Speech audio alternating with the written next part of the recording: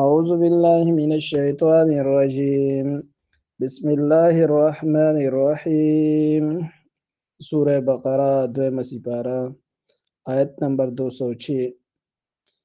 د پرونی درس اخیره کې د یو کس ذکر روانو چې په ژبه باندې خپله چالاکي ښودله، ځان یې صحیح ښکاره کو خو غوروانکارې.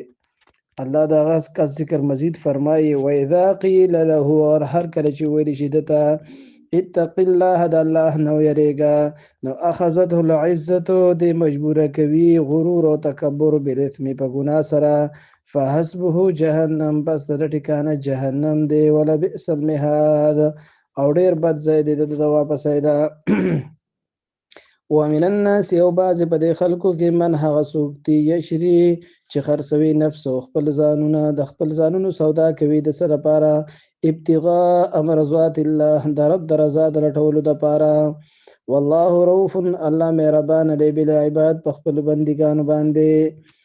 یا ایها الذین آمنوا، ای د ایمان خاوندانو، ادخلوا داخل شئ فی السلم، په اسلام کې کافه پوره ولا تتبعوا، او تاسو پیروي مه کوئ خطوات الشیطان، د شیطان د قدمونو، یعنی دغه خبره مه اورئ. انه لکم، بشک هغه ستاسو دپاره عدون، دشمن دی مبین ښکاره. فإن زللتم، پس که چېرې تاسو ښویېدلی، من بعد، وروستو د هغې نه، ما جاءتکم البیناتو، چې راغلو تاسو ته ښکاره دلایلو، نو فاعلموا، پوه شئ، ان الله، بشک الله تعالی عزیز زورور دی، حکیم، حکمت والا ذات دی.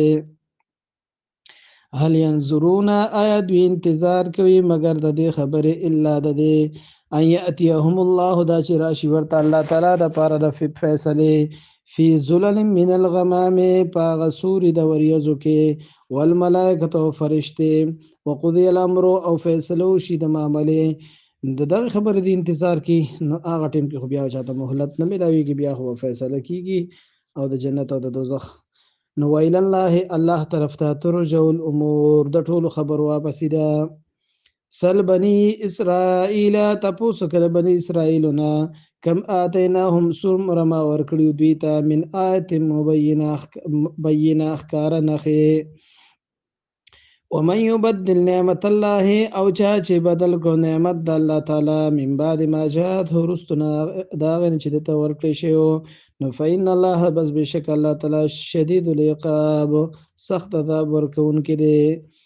زین للذین کفروا، ښایسته کړی شوی دی دپاره د هغه کسانو چې کافران دي، الحیات الدنیا، ژوند د دنیا، ویسخرون، او دوی ټوکو کوي، من الذین، په هغه کسانو پورې، آمنو چې ایمان یې راوړی دی، والذین، او هغه کسانو پسې هم ټوکې کوي، اتقوا، چې هغوی پرهېزګاره دي.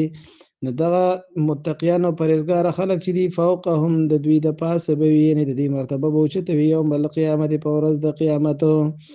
والله یرزق، الله رزق ورکوي، من یشاء، چاله چې غواړي، بغیر حساب، بې حسابه، یعنې ډېر زیات. صدق الله مولانا العظیم.